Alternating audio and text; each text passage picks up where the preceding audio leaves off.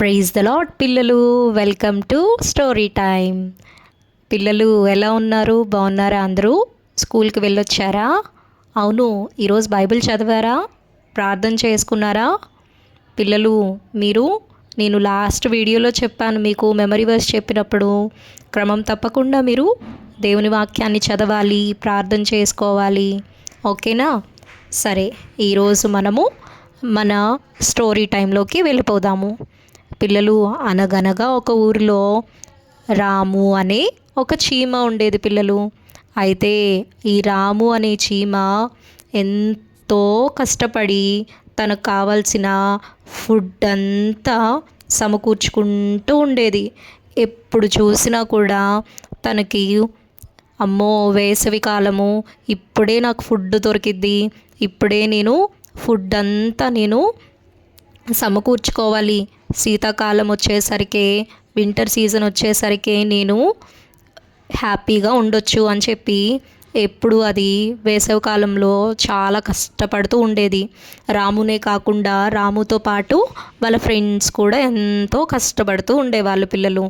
అయితే వాళ్ళు ఫ్రెండ్స్ కాకుండా వాళ్ళ పక్కన ఇంకొక రాజు అనే ఒక చీమ ఉండేది. ఈ రాజు అనే చీమ ఎప్పుడు లేజీగా ఉండిద్ది పిల్లలు. వీళ్ళందరూ ఎంత కష్టపడుతుంటే ఇది ఏముందులే, ఇప్పుడు నాకు ఫుడ్ ఎక్కడో ఒక దగ్గర దొరికేసిద్ది అని చెప్పేసి ఎంతో నెగ్లెక్టెడ్గా ఉండిద్ది పిల్లలు. వీళ్ళు అంతా సమకూర్చుకున్న తర్వాత వాళ్ళు వెయిట్ చేసే వింటర్ సీజన్ రానే వచ్చిద్ది. వాళ్ళు ఆ వింటర్ సీజన్లో అందరూ హ్యాపీగా వాళ్ళు ఉన్న ఫుడ్ అంతా తింటూ హ్యాపీగా ఉంటే, ఇప్పుడు మన ఈ రాజు చీమకి కష్టం స్టార్ట్ అయింది. ఎందుకు? ఈ రాజు చీమ ఏం చేసింది? అందరూ కష్టపడే టైంలో ఏమో రెస్ట్ తీసుకుంది. ఈ అందరూ హ్యాపీగా ఉన్న టైంలో ఏమో ఇప్పుడు రాజుకి ఏం లేదు, ఫుడ్ లేదు. ఇప్పుడు రాజు ఎంత వెయిట్ చేసినా కూడా ఫుడ్ దొరకట్లేదు. ఎక్కడికి వెళ్ళినా కూడా రాజుకి ఫుడ్ అనేది దొరకట్లేదు. ఈ రాము వాళ్ళ ఫ్రెండ్స్ అందరూ వాళ్ళు వేసవికాలంలో ఏదైతే ఫుడ్ సమకూర్చుకున్నారో వాళ్ళందరూ ఆ ఫుడ్ని తింటూ ఉన్నారు పిల్లలు. ఇలా రోజులు గడుస్తూ ఉన్నాయి. ఈ రాము ఏమో హ్యాపీగా ఉంది, వాళ్ళ ఫ్రెండ్స్ అందరూ హ్యాపీగా ఉన్నారు. రాజు మాత్రం ఆకలితో ఎక్కడ ఫుడ్ దొరుకుతుందా అని చెప్పేసి వెయిట్ చేస్తూ ఉన్నాడు. ఇలా ఉన్న టైంలో ఒకరోజు రాజుకి రాము కనిపిస్తాడు. రాము వాళ్ళ ఇల్లు కనిపించిద్ది. ఈ రాము దగ్గర ఫుడ్ చాలా ఉంది అని చెప్పి కనిపెట్టి ఒకరోజు రాము బయటకు వెళ్ళిన టైంలో ఈ రాజు వెళ్ళి రాము ఫుడ్లో కొంత పోర్షన్ తీసేసుకొని తినేస్తాడు పిల్లలు. తినేసి మూతి తుడిచేసుకొని బయటకు వచ్చేస్తాడు. రాము ఇంటికి వచ్చి చూస్తే ఆ ఫుడ్లో కొంత ఫుడ్ మిస్ అయిపోయి ఉంటుంది. అయితే రాము, ఏంటి అబ్బా ఏమైపోయింది, నా ఫుడ్ అంతా నేను చాలా జాగ్రత్తగా పెట్టుకున్నాను కదా, ఏమైపోయింది, కొంత పోర్షన్ మిస్ అయిపోయింది అని చెప్పి బాధపడుతూ ఉంటుంది. సరే, ఇంకా నా దగ్గర చాలా ఉంది కదా, ఈ వింటర్ సీజన్ అంతా నేను హ్యాపీగా ఉండొచ్చు కదా అని చెప్పి రాము హ్యాపీగా వాళ్ళ ఫ్రెండ్స్తో హ్యాపీగా ఉంటుంది. మరలా ఈ రాజుకి మరలా ఆకలేసిద్ది పిల్లలు. మరలా ఆకలేసి ఇంకొక రోజు ఈ రాము ఎప్పుడైతే బయటకు వెళ్తాడా, నేను ఎప్పుడు వెళ్దామా అని చెప్పి వెయిట్ చేస్తూ ఉంటాడు. వెయిట్ చేస్తూ రాము బయటకు వెళ్ళగానే వెంటనే వెళ్ళిపోతాడు.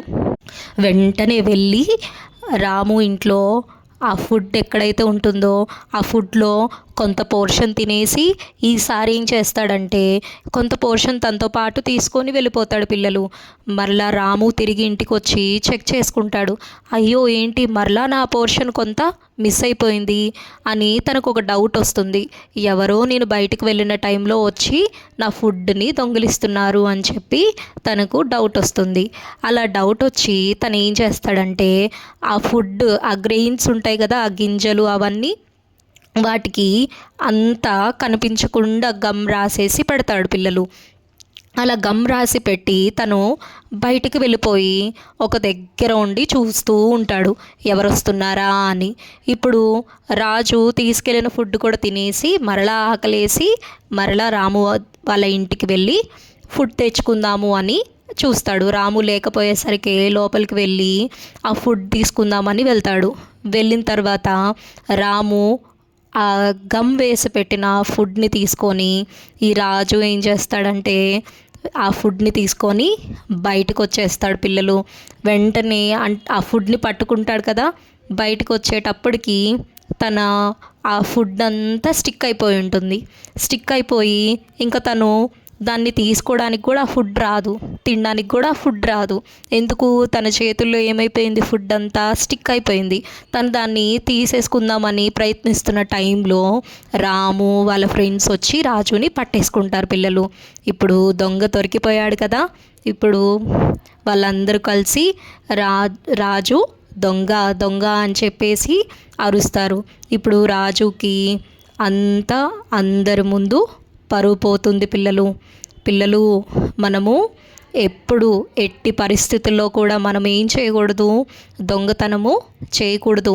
మనకు 10 ఆజ్ఞలు ఉన్నాయి కదా పిల్లలు. ఆ 10 ఆజ్ఞల్లో మొదటి ఆజ్ఞ నుంచి 10వ ఆజ్ఞ వరకు మనము అన్ని ఆజ్ఞలు పాటించాలి. అందులో కూడా మనకు ఒక ఆజ్ఞ ఉంటుంది, ఏంటి, దొంగిలింపకూడదు అని ఉంటుంది. అర్థమైందా పిల్లలు? మనం ఎప్పుడు ఎంత కష్టం వచ్చినా కూడా మనము దొంగతనం అనేది చేయకూడదు. మనకు దేవుని వాక్యంలో ఉంది, ఏ కష్టము చేసినాను ప్రతిఫలం వస్తుంది. మనము ఏ కష్టమైనా చేసినా కూడా మనకు దేవుడు దానికి తగిన ప్రతిఫలం అనేది ఇస్తారు. మీకు ఎగ్జామ్స్లో కూడా మనం ఒక్కొక్కసారి ఏముందులే పక్కన వాళ్ళు చూపిస్తారు కదా, ఒక్కొక్కసారి ఎవరో చూయిస్తారని లేదా కాపీ పెట్టేద్దాము అని అనుకుంటారు కదా. నిజం చెప్పండి, అవును, అలా అనుకోకూడదు అస్సలు. మనము దేవుని బిడ్డలం కదా, స్టడీస్లో కూడా మనము కష్టపడి చదువుకోవాలి. ఓకే పిల్లలు, thank you. God bless you all.